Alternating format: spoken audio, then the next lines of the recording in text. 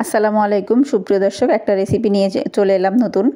তো আমি আজকে তৈরি করব হোমমেড নসিলা, কোনো ঝামেলা ছাড়া কনডেন্স মিল্ক দিয়ে আমরা বাচ্চাদের সকালে এবং বিকেলের নাস্তায় এটা কিভাবে বানিয়ে বাচ্চাদেরকে দেব সেটাই আমি আজকে দেখাবো। তো আমি এই কৌটাটার উপরে যে সিল আছে সেটা খুলে নিয়েছি। যে কোনো ব্র্যান্ডের আপনারা নিতে পারেন। এই কনডেন্স মিল্ক নিয়ে আমরা একটা বড় পাত্র, সেটা হতে পারে রাইস কুকার অথবা অন্য কোনো পাত্রে, একেবারে ডুবো গরম পানি, মানে নসিলার বানানোর জন্য কৌটাটা যাতে ডুবো পানিতে থাকে 1 ঘন্টা আমরা এটাকে ফুটন্ত অনেক বেশি হাই হিটে জাল দেব। দেওয়ার পরে এটা উঠিয়ে নিয়ে আমরা আধা ঘন্টা থেকে 1 ঘন্টা ঠান্ডা হতে দেব। দিয়ে এই কৌটাটা আমরা একটু কেটে নেব। নিয়ে এইভাবে আমরা যেভাবে ব্রেডের সঙ্গে আমরা জেলি অথবা নসিলা লাগাই এভাবে আমরা লাগাবো। তো এটা খেতে কিন্তু দুর্দান্ত হয়, বাচ্চারা অনেক বেশি পছন্দ করবে। বাচ্চাদের টিফিনে সকালে অথবা বিকেলের নাস্তায় এটা আমরা অবশ্যই ট্রাই করতে পারি।